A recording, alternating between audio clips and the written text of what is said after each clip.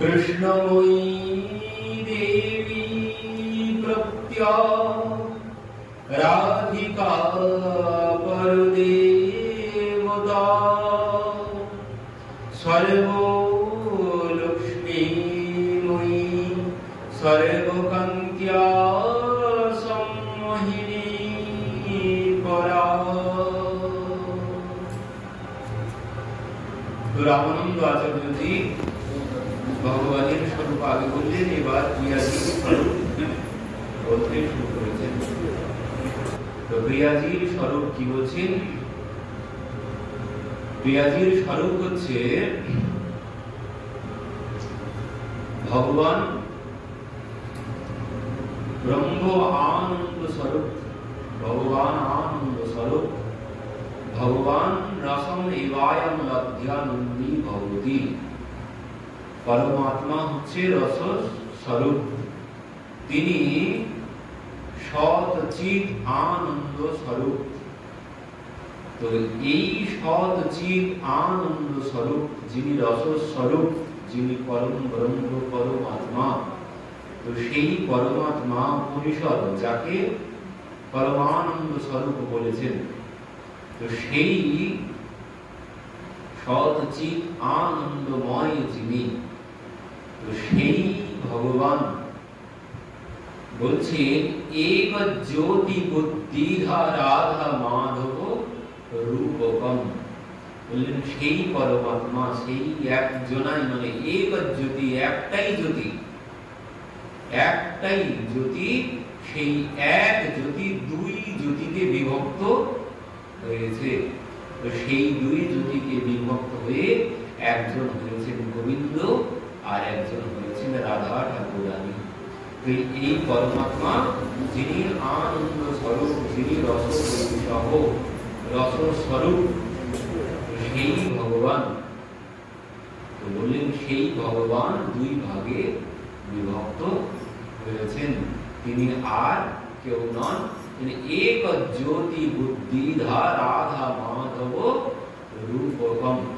তিনি এক জ্যোতি বুদ্ধিধা, বললেন এখানে দ্বিতীয় কোনো কিছু নেই, একটাই জ্যোতি দুই ভাগে বিভক্ত হয়েছে, হয়ে রাধা মাধব রূপ ধারণ করেছেন। তো সেই রাধা স্বরূপ বলছেন রামানন্দ আচার্যজি। এখানে কি বলছেন? গৌতমীয় তন্ত্রে কৃষ্ণময়ী দেবী প্রত্যা রাধিকা পরদেবতা সর্বলক্ষ্মীময়ী সর্বকান্ত্য সম্মোহিনী পরা। কৃষ্ণময়ী দেবী প্রত্যা কি বলছেন? শ্রী রাধা কৃষ্ণময়, শ্রী রাধা কৃষ্ণময় আর কৃষ্ণ রাধা ময়ী দুইজন। শ্রী রাধা কৃষ্ণময় হয়ে আছেন আর শ্রী কৃষ্ণ রাধা ময়ী হয়ে আছেন। তো এই দুই জনার যে স্বরূপ, বললেন ভিন্ন তো কোনো কিছুই নেই এখানে, দুই মানে একটাই বিষয় দুই ভাগে বিভক্ত হয়েছেন। তো সেই ভগবান পরমাত্মা পরম ব্রহ্ম, সেই পরম ব্রহ্ম তার অনন্ত শক্তি, অনন্ত শক্তি, ভগবানের শক্তি বলে শেষ করা সম্ভব নয়। তো সেই অনন্ত শক্তির মধ্যে তিন শক্তি প্রধান। কি কি তিন শক্তি? হচ্ছে চিৎ শক্তি, মায়া শক্তি আর জীব শক্তি। এই তিন শক্তি হচ্ছে প্রধান। অনন্ত শক্তি ভগবানের মধ্যে, সে শক্তি বলে শেষ করা যাবে না, আমরা আগে শ্রবণ করেছি।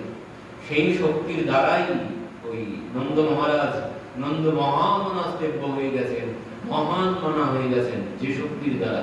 এও ভগবানেরই শক্তি, যে শক্তির দ্বারা পুতনার রঙে সুগন্ধ বার হচ্ছে।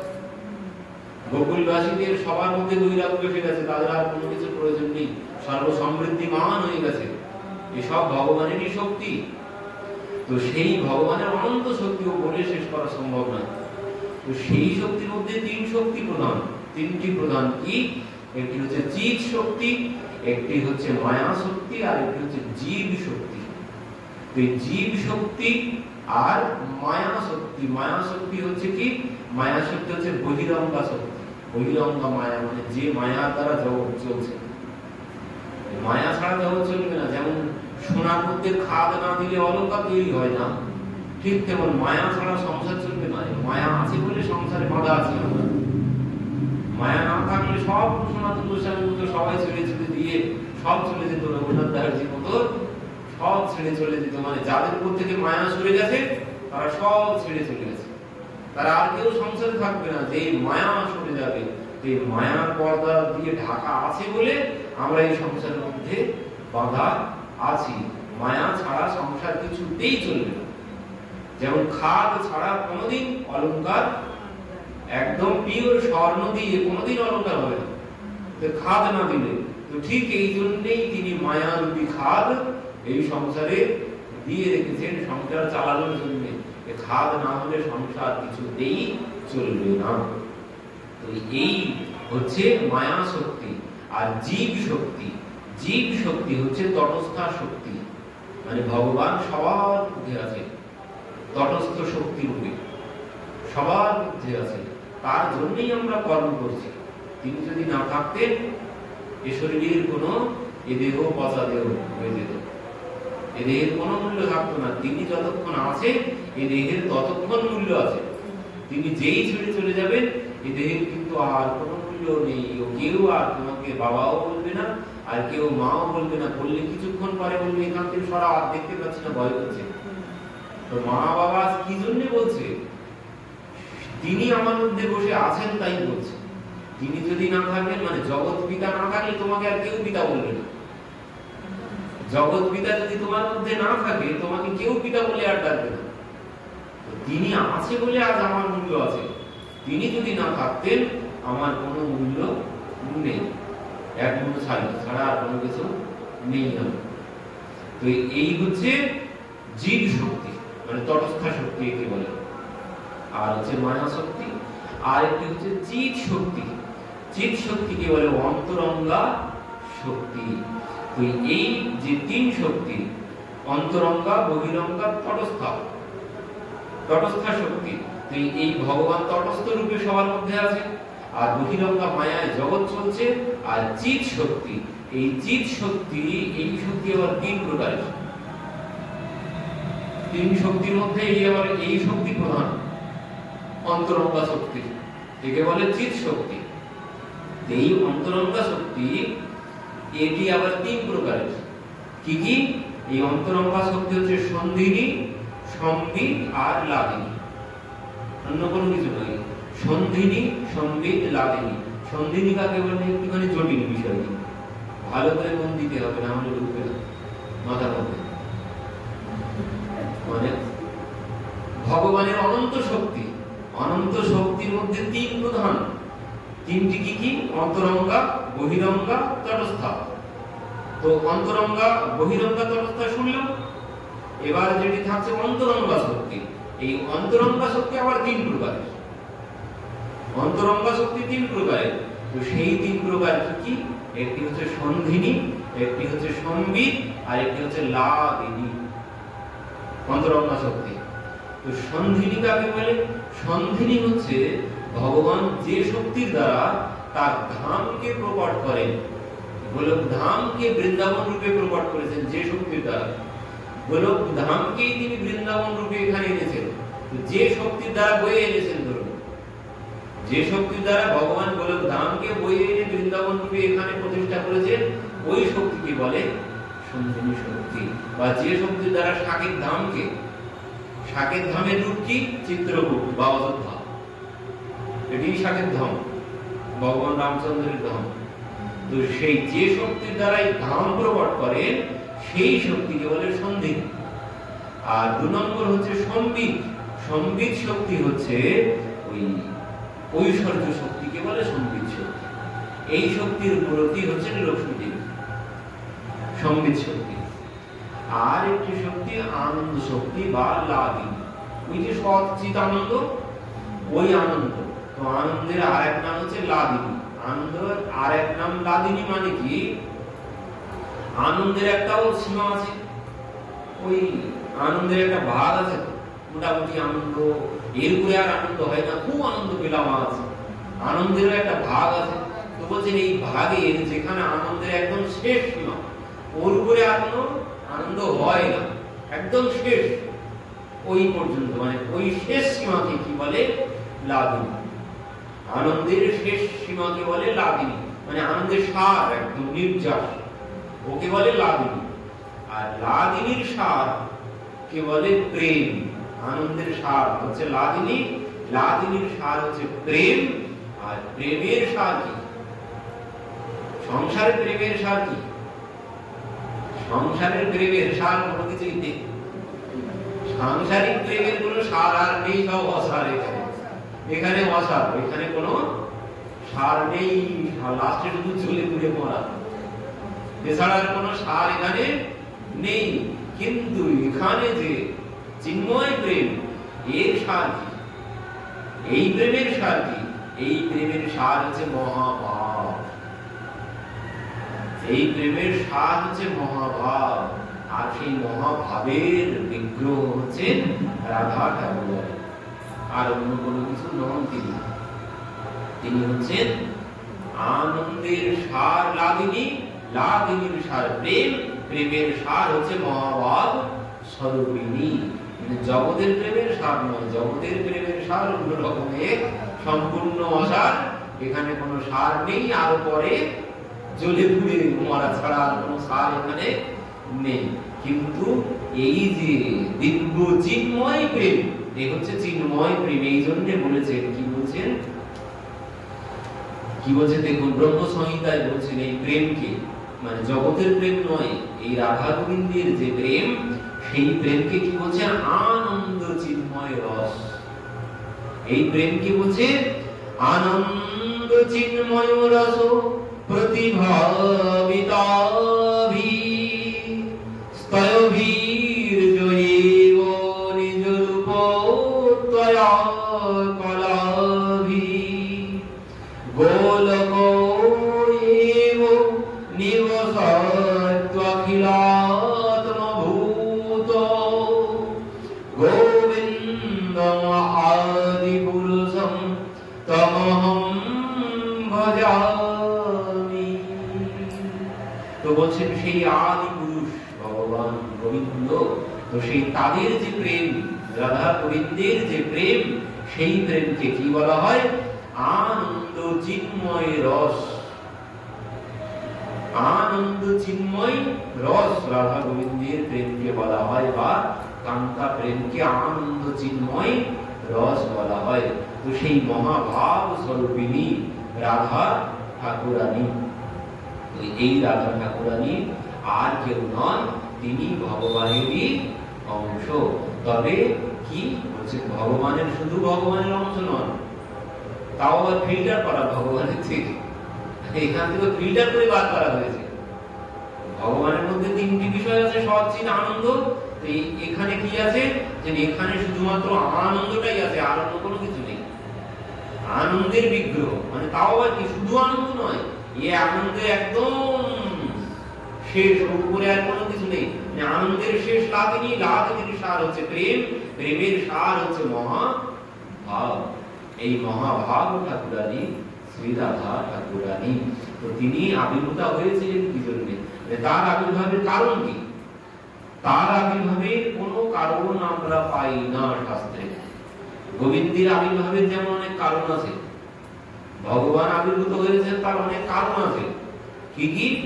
যেমন ভগবান গীতায় বলেছেন, यदा यदा हि धर्मस्य ग्लानिर्भवति भारत यद्बुद्ध्यानम् अधर्मस्य तदात्मानं सृजाम्यहम् परित्राणाय साधूनां विनाशाय च दुष्कृतं धर्मो समस्त्वपनार्थाय সম্ভবামি যুগে যুগে।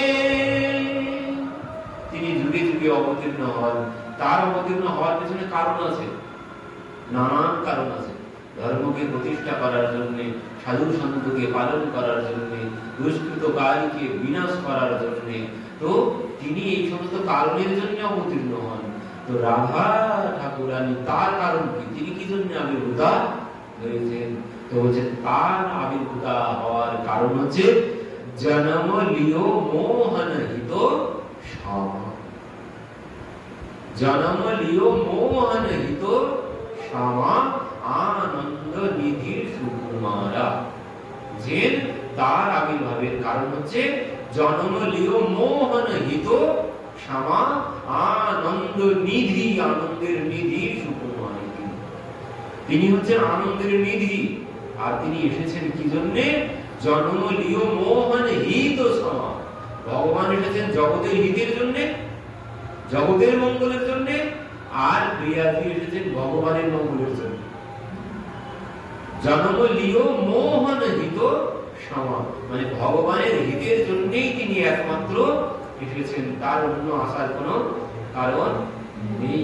তবু পরবর্তীতে বলছে কারণ আছে, পরবর্তীতে আমরা সেখানে যাচ্ছি। তো এই প্রিয়াজির স্বরূপ কি বলছেন? এই প্রিয়াজির স্বরূপ হচ্ছে রাধা পূর্ণ শক্তি, কৃষ্ণ পূর্ণ শক্তিমান। দুই বস্তু ভেদ নাই, শাস্ত্র প্রমাণ। গোবিন্দানন্দিনী রাধা, গোবিন্দ মোহিনী, গোবিন্দ সর্বস্ব সর্বকান্তা শিরোমণি। কি বললেন? রাধা পূর্ণ শক্তি, কৃষ্ণ পূর্ণ শক্তিমান। দুই বস্তু ভেদ নাই, শাস্ত্র প্রমাণ।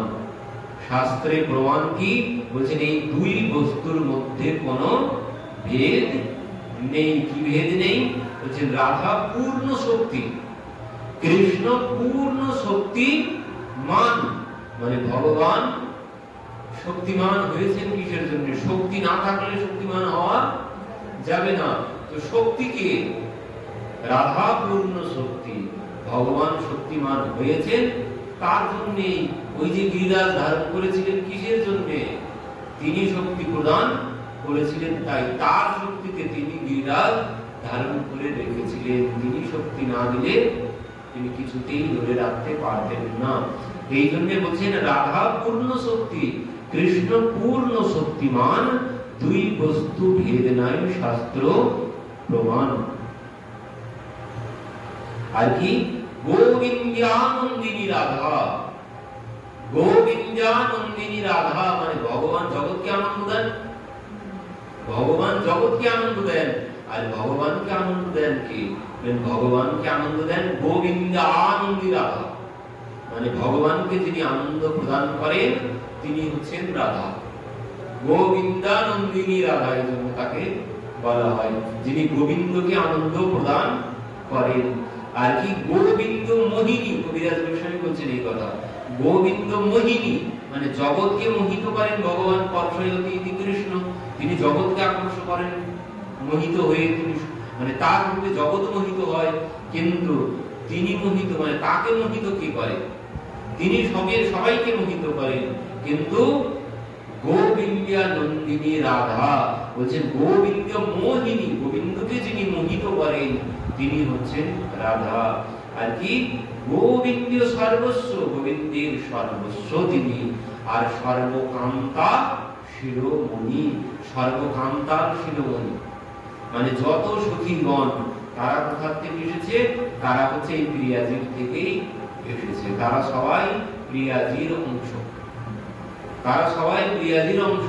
তো প্রিয়াজি যেমন মহাভাব স্বরূপিনী, অষ্ট সখীগণ বা সমস্ত সখীগণ যত শত কোটি সখী তারা সবাই কিন্তু ওই মহাভাব স্বরূপিনী।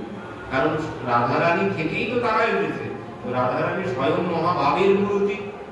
তো তার থেকে যারা এসেছে তারাও সবাই মহাভাবেরই মূর্তি। এই জন্য তারাও সবাই হচ্ছে প্রিয়াজির সব অঙ্গ কান্তি, মানে প্রিয়াজির অঙ্গ থেকে তাদের আবির্ভাব হয়েছে, তারা আর কেউ নন। তো এই প্রিয়াজি কেমন বলছে? প্রিয়াজির স্বরূপ হচ্ছে সর্ব আকর্ষতি ইতি কৃষ্ণ। আর কৃষ্ণকে যিনি আকর্ষণ করেন তিনি রাধা। ভগবানকে যিনি শক্তি প্রদান করেছেন তিনি হচ্ছেন রাধা। বললেন ওই কেমন? ওই ভগবান যদি সিন্ধুক হয়, ভগবান যদি সিন্ধুক হয়, তো সিন্ধুকের মধ্যে সম্পদটাই হচ্ছে রাধা। ভগবান সিন্ধুক হলে সম্পদটি হচ্ছে রাধা। তো এই জন্য বলা হয় কি, এই জন্যই আমারো ধন রাধা শ্রী রাধা শ্রী রাধা, জীবন ধন রাধা রাধা রাধা রাধা রাধা, আমারো ধন রাধা শ্রী রাধা শ্রী রাধা, জীবন ধন রাধা রাধা রাধা রাধা রাধা, আমারো ধন রাধা শ্রী রাধা শ্রী রাধা, জীবন ধন রাধা রাধা রাধা রাধা রাধা, আমারো ধন রাধা শ্রী রাধা শ্রী রাধা, রাম ধন রাধা রাধা রাধা রাধা রাধা, পরম ধন রাধা রাধা রাধা রাধা রাধা, জীবন ধন রাধা শ্রী রাধা শ্রী রাধা, আমারো ধন রাধা শ্রী রাধা শ্রী রাধা, জীবন ধন রাধা রাধা রাধা রাধা রাধা, আমারো ধন রাধা শ্রী রাধা শ্রী রাধা। তো আমারো ধন মানে সম্পত্তি, সম্পত্তি হচ্ছেন রাধা ঠাকুরানী, তিনি হচ্ছেন সম্পত্তি। বলেন গোবিন্দ যদি সিন্ধুক হয়, সিন্ধুকের মধ্যে যে সম্পদ আছে, সম্পদটাই আর কি বলছেন জীবন ধন সর্বস্ব তিনি, জীবন ধন রাধা রাধা শ্রী রাধা, তিনি ছাড়া আর কোনো কিছু নেই। ভগবানের মধ্যে যা কিছু আছে সব তার জন্যই। তিনি যদি শক্তি প্রদান না করতেন, গোবিন্দ শক্তিমান হতে পারতেন না। তিনি হচ্ছেন সমস্ত শক্তির আধার। বলেন ওই অগ্নি মানে আগুন, আগুনের যে আগুন গোবিন্দ হতে পারে, কিন্তু আগুনের মধ্যে যে তাপ, তাপটাই হচ্ছে রাধা। মিছিরি, বললেন মিছিরিটা গোবিন্দ হতে পারে, মিছিরি গোবিন্দ হতে পারে, কিন্তু মিছিরি যে মিষ্টতা, মিষ্টতাই হচ্ছে রাধা। রাধারানী যদি না থাকেন, কোন মিষ্টতা গোবিন্দের মধ্যে থাকবে না। এই জন্য বলছেন সর্বস্ব তিনি, গোবিন্দের সর্বস্ব তিনি, তিনি ছাড়া গোবিন্দের কোনো মূল্যই নেই, কোনো মূল্যই নেই। আরো কি বলছেন দেখুন, প্রিয়াজি বৈশিষ্ট্য, কারণ অমৃত ধারায় স্নান প্রধান, তরুণামৃত ধারায় স্নান মধ্যম, লবণামৃত ধারায় তদুপরি স্নান, নিজ লজ্জা শ্যামসাটি পরিধান। কি বললেন? কারণামৃত ধারায় স্নান প্রধান, প্রধান স্নান। প্রধান স্নান কোনটি? প্রধান স্নান সকালের স্নান, প্রধান স্নান মানে সূর্য উদয়ের আগে স্নান যেটি, সেটাই হচ্ছে প্রধান স্নান। ব্রহ্ম মুহূর্তে যে স্নান, ওটাই হচ্ছে প্রধান স্নান। আর তো পরবর্তীতে সূর্য উদয়ের পরে যে স্নান, ওই স্নান কোনো মূল্য নেই। তো প্রধান স্নান হচ্ছে সূর্য উদয়ের আগে ব্রহ্ম মুহূর্তের স্নান। এই প্রধান স্নানটি কি? এই প্রধান স্নানটি হচ্ছে করুণা। করুণায় স্নান করেছেন পেয়েছি, তিনি করুণায় স্নান, করুণার স্নানে সিদ্ধ হয়েছে। মানে প্রথম স্নানেই তো শরীর পরিষ্কার হয়, স্নান না করলে শরীরে নোংরা হবে। তো প্রথম স্নান তিনি কোথায় কখন করেছেন? বললেন প্রভাতে, ব্রহ্ম মুহূর্তের স্নানের সাথে তুলনা করা হয়েছে। মানে যে স্নান প্রধান স্নান, সেটি হচ্ছে ব্রহ্ম মুহূর্তের স্নান। আর সেই স্নানটি কি? সেই স্নানটি হচ্ছে করুণা। প্রিয়াজির মধ্যে সব থেকে যে বড় গুণ, সেটি হচ্ছে করুণা। করুণায় তিনি স্নান করে বসে আছেন। তার মতো করুণা, তিনি হচ্ছেন করুণা বর্ষণ। ওই জন্য বলে তাকে বরসানে वाली রাধা, বরসানে वाली রাধা। কেন? তিনি করুণা বর্ষণ করেন, তিনি সর্বক্ষণ করুণা বর্ষণ করতে থাকেন, এই জন্য তাকে বরসানে वाली বলা হয়। তো এই তিনি প্রথম স্নান মানে তার প্রথম বৈশিষ্ট্য, তিনি করুণা বর্ষণ করেন। ভগবান কিন্তু সবাইকে করুণা করেন না, ভগবান দেখে শুনে বিচার করেন। তিনি শর্ত দিয়ে রেখেছেন, ভগবান শর্ত দিয়ে রেখেছেন। কি শর্ত দিয়েছেন? বলছেন ওই নির্মল মনজন সোম হে পাওয়া, ওই কপট চল ছিদ্র না ভাবা। যেখানে নির্মল, যিনি নির্মল সেই আমাকে পাবে। কপট ছল চাতুরি যার মধ্যে আছে সে আমাকে পাবে না। কপটতা ছল চাতুরি যদি থাকে সে আমাকে লাভ করতে পারবে না। তো আমাকে পেতে গেলে নির্মল হতে হবে। তো নির্মল করে কে? শিশুকে পরিষ্কার করে কে? শিশুকে পরিষ্কার করে মা। মা ছাড়া পিতা কোনোদিন শিশুকে পরিষ্কার করতে চায় না। পিতা শিশুকে কোলে নেওয়ার আগে দেখে গায়ে কোনো মলমূত্র লেগে নেই তো পরিষ্কার না হলে কোলে করবে না, কিন্তু মা আগে তাকে পরিষ্কার করবে। যদি দেখে পিতা পরিষ্কার করে না, মা পরিষ্কার করে।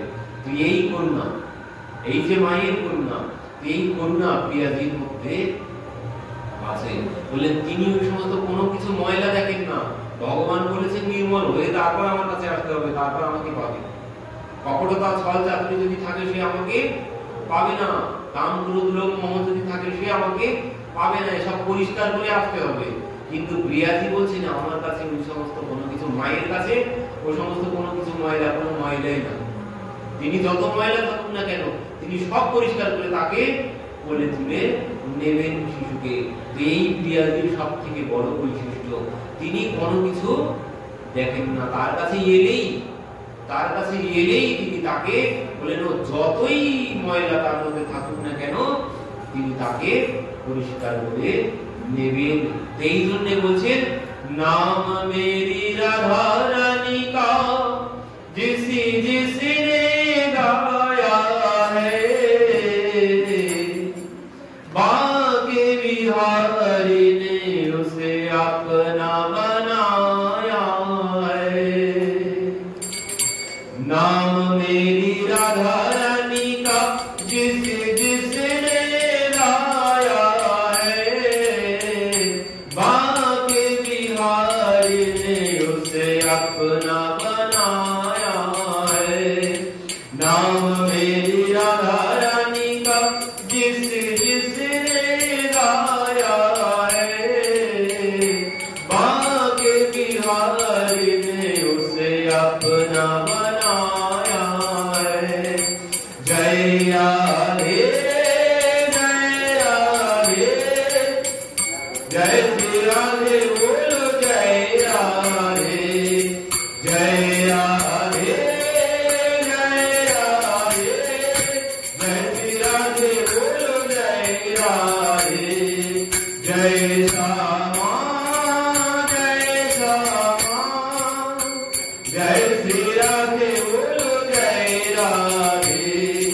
नाम मेरी राधा रानी का जिसने गाया है, बाके बिहारी ने उसे अपना बनाया है।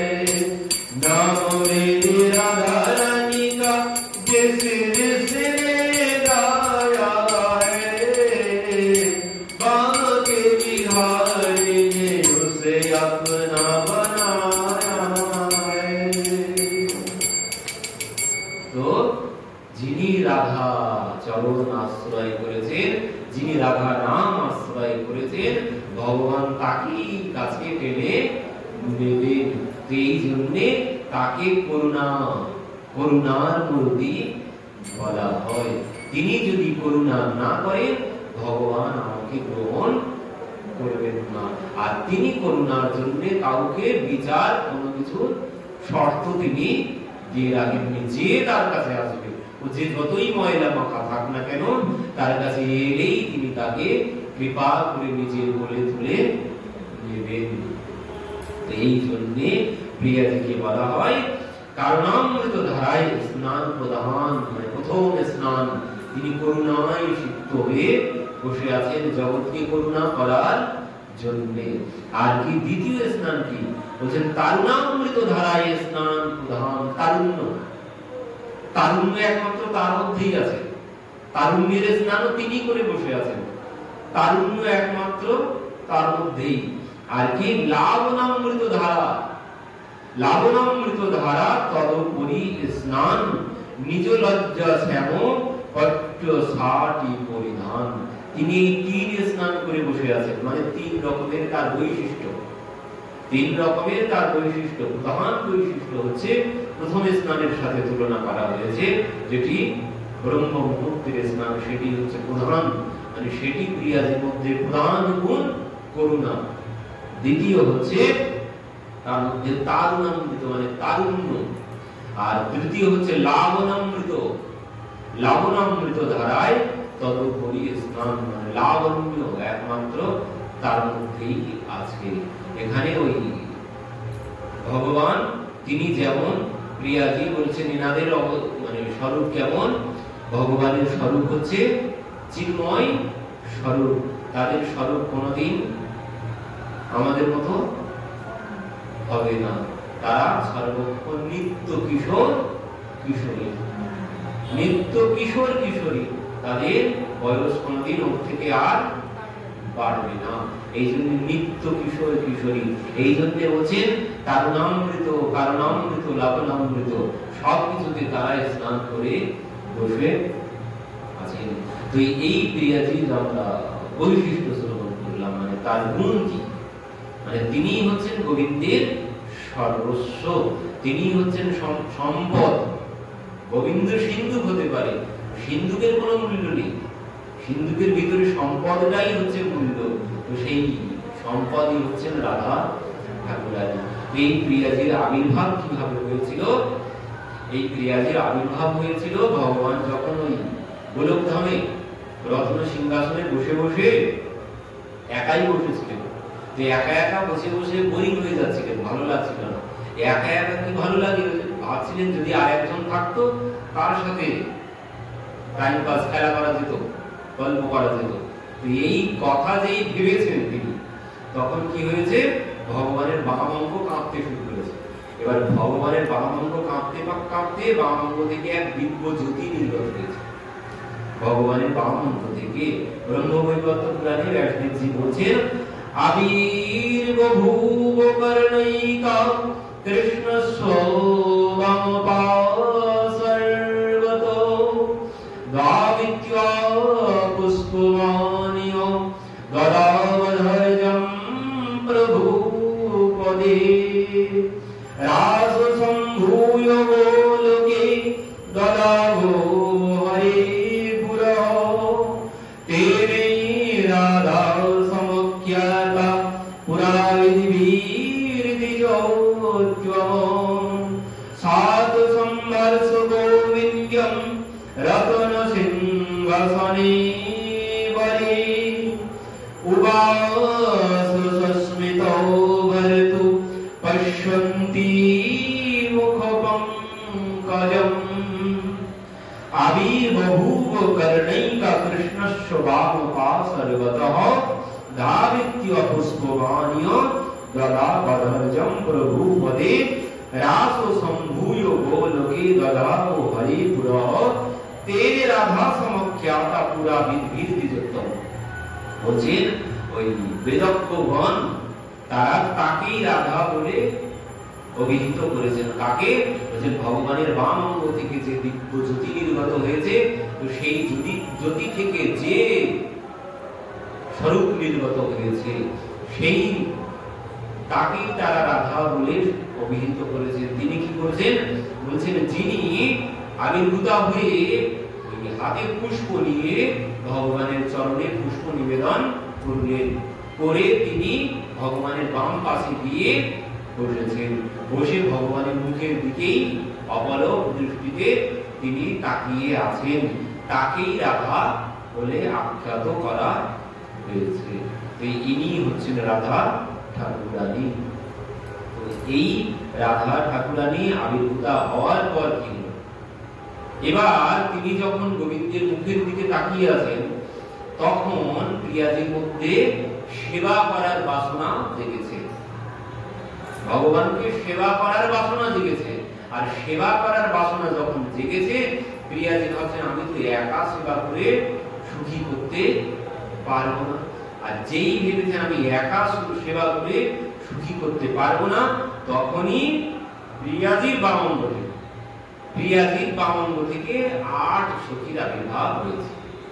যেভাবে ভগবানের বামঙ্গ থেকে প্রিয়াজির আবির্ভাব হয়েছে, ঠিক ওইভাবে প্রিয়াজির বামঙ্গ থেকে 8 সখীর ললিতা আদি 8 সখীর আবির্ভাব হয়েছে।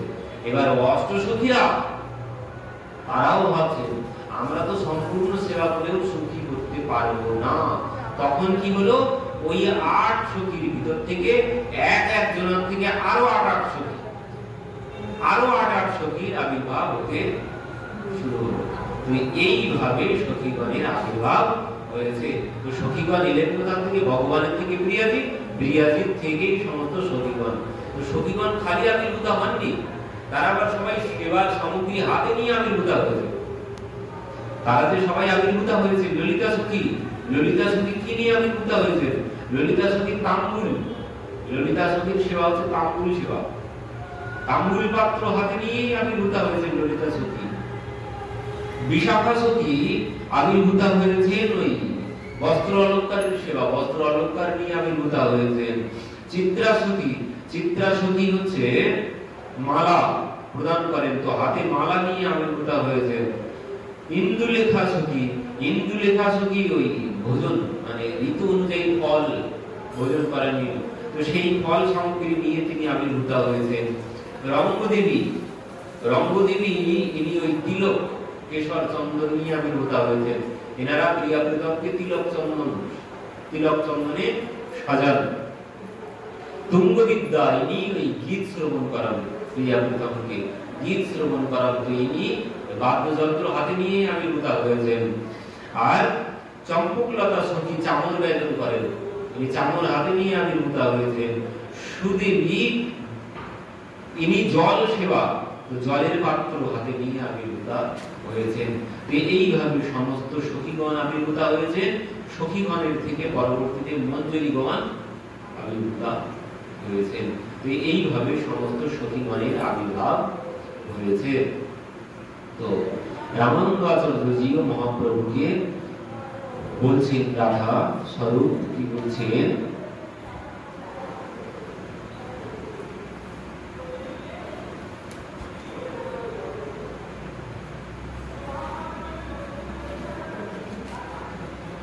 কৃষ্ণ অনুরাগ দ্বিতীয় অরুণ বসন, প্রিয়াজির বসন কি বলছেন?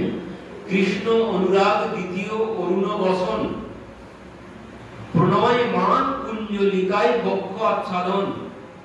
প্রিয়াজির বসন আর ওই উত্তরীয় উড়নি যেটা, সেটি কি বলছেন? প্রথমত তার যে স্বরূপ কেমন বলছেন? করুণা স্বরূপ, নব যৌবন আর লাবণামৃত ধারায় তিনি সিক্ত।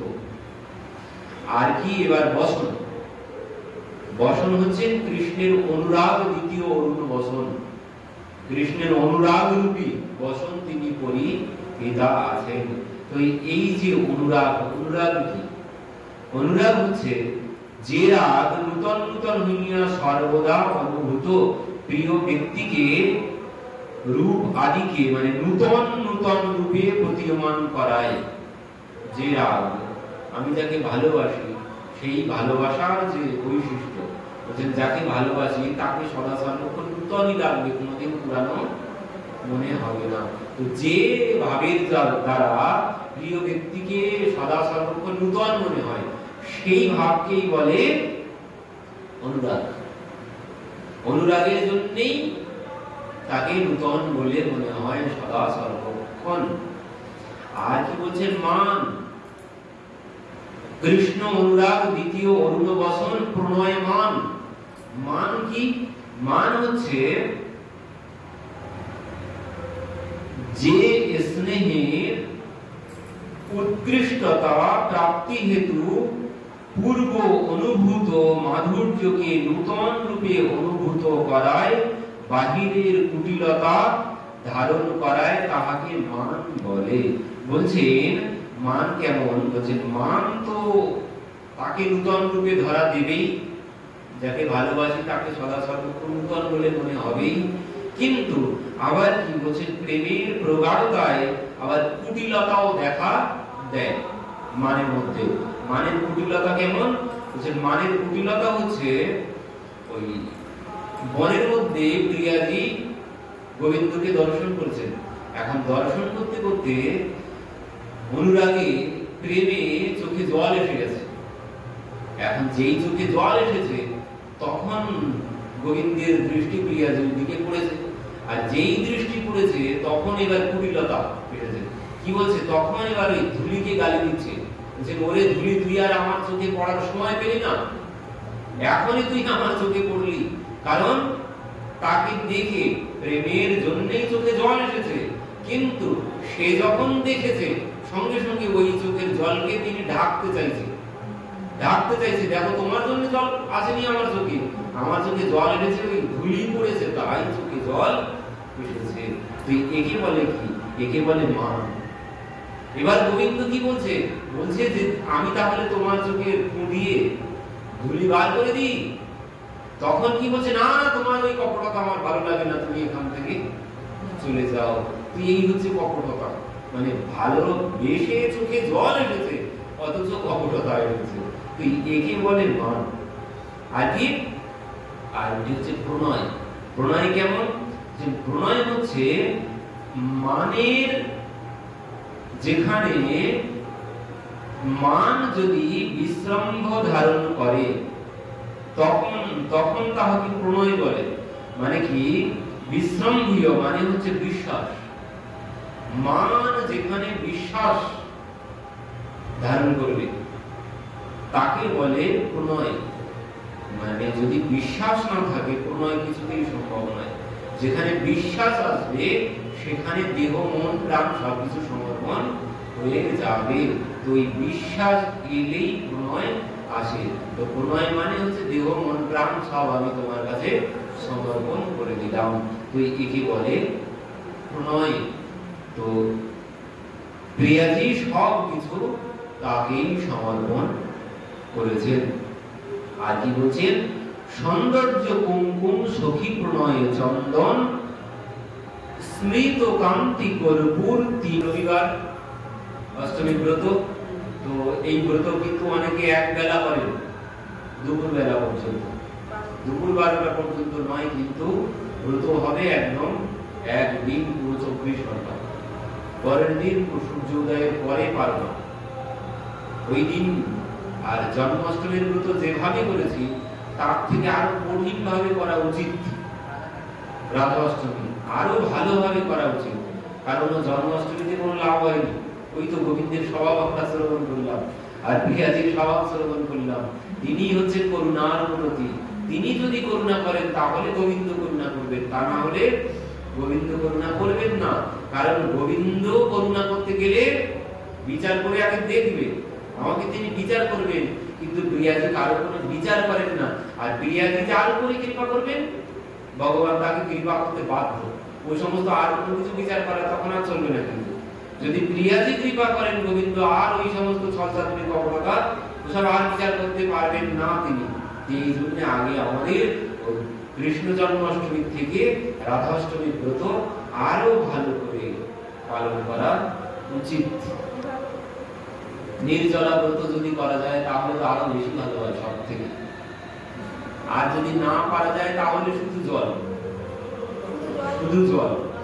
শুধু জল মানে যদি না পারি নির্জলা করতে পারলে সব থেকে বেশি ভালো হয়। যদি না পারি তাহলে জল নিতে হবে। এবার যদি জল না পারি তাহলে ফল, যদি না পারি আর পারলে শুধু জলের উপরে থাকতে পারলে বেশি তার কৃপা লাভ করা সম্ভব। মানে যার যেদিন জন্মদিন হয় তিথির কিন্তু একটা বিশাল বড় শক্তি। তিথির শক্তি কোনোদিন অবজ্ঞা করা যাবে না। ওই ঝুলন হয়ে গেছে, এখন ঝুলন করি তো ভালো লাগবে? কোনোদিন ভালো লাগবে না। কেন? এখন আর সেই তিথি নেই। তিথিতে একটা অন্যরকম শক্তি থাকে, যে কোনো তিথির মধ্যে একটা অন্যরকম আলাদা পাওয়ার থাকে ওর মধ্যে। তো ওই অষ্টমী তিথি, এবার জন্মদিনের তিথিতে তো আরো বেশি শক্তি। কারণ যার যেদিন জন্মদিন হয় সে সেদিন তো আরো বেশি আনন্দে থাকে, সেদিন তো তিনি করুণা বর্ষণ করতে থাকবেন, কারণ জন্মদিনের দিনই তো সে বেশি আনন্দে থাকে, দান দক্ষিণা সেদিনই করতে থাকে আরো বেশি করে, সেদিনই আরো বেশি করে তার কৃপা লাভ করা সম্ভব যদি তার জন্য কিছুটা পরিশ্রম করতে পারে, তিনি বেশি করে আরো কৃপা করবেন। এই জন্য ওই দিন, কারণ তিথির মাহাত্ম্য অন্যরকম শক্তি তিথিতে, এই জন্য তার কৃপা লাভের তিথি ওই, করুণা লাভের তিথি। বিরাজের করুণা লাভ করতে গেলে ওই তিথিতে তার জন্য কিছু না কিছু তপস্যা পরিশ্রম আমাকে করতেই হবে, না হলে তার কৃপা, কৃপা মানে কি করে পাওয়ার নাম কৃপা। আমি যদি কিছুই নাই করলাম তার জন্য, তাহলে কি জন্য তিনি কৃপা করবেন? এই জন্য তার জন্য কিছু তো আমাকে পরিশ্রম করতেই হবে।